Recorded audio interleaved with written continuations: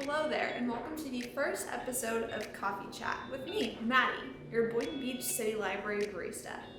In each episode, we'll go through a different aspect of coffee culture, starting with the basic distinction between coffee and espresso. Let's get started. Throughout these Coffee Chat episodes, I'll be using a variety of books that are found in the Boynton Beach City Library collection for checkout, including the Coffee Dictionary.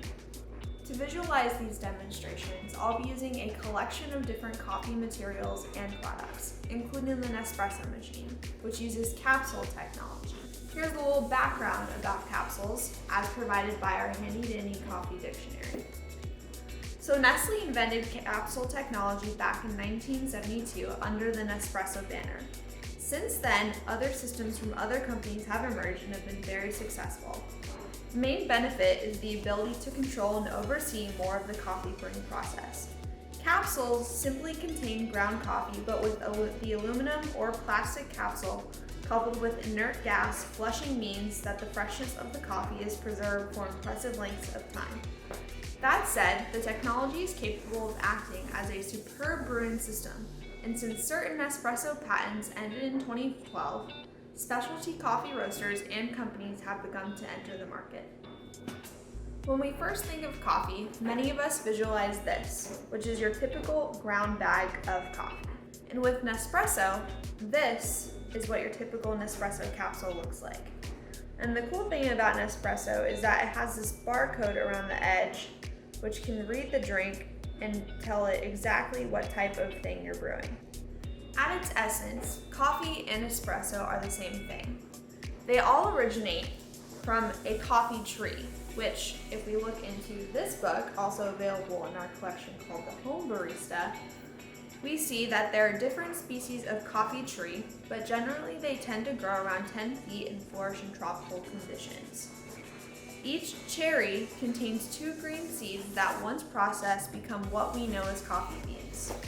These coffee beans are dried and roasted in different processes and ground to give us what we know as our classic cup of coffee.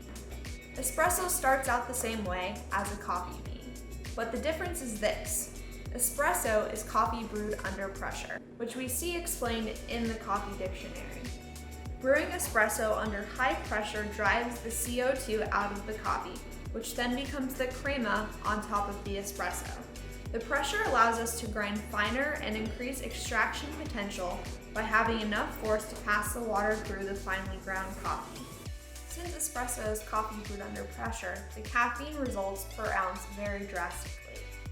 Your average cup of coffee contains about 12 to 21 milligrams of caffeine per ounce, whereas 1 ounce of espresso contains around 47 to 64 milligrams of caffeine. So now it's time for a visual demonstration. I'm going to brew 1 shot of espresso and 1 cup of coffee and show you the difference that happens.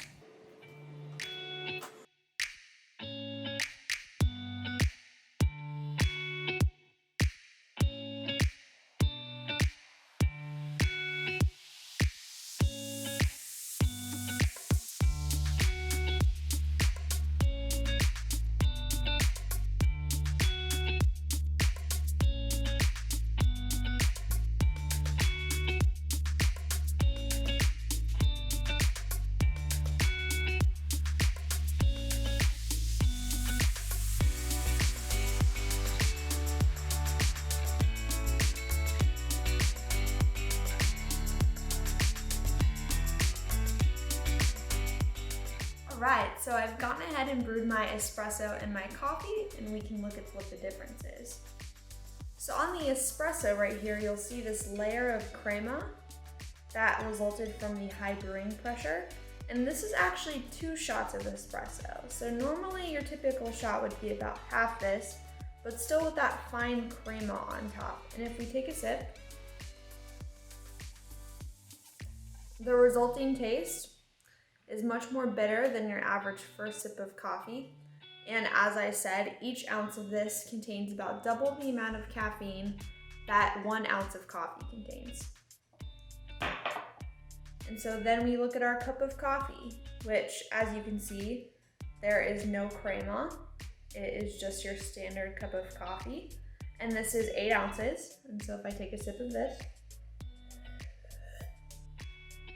It has a much smoother taste, and this is a medium roast coffee, and so the different roasts of espresso beans and coffee beans give a different flavor.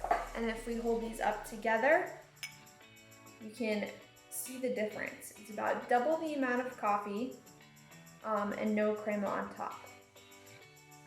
And so with an espresso beverage, which we'll get into in future coffee chats, you can make lattes, cappuccinos, or you can just have the shot of espresso.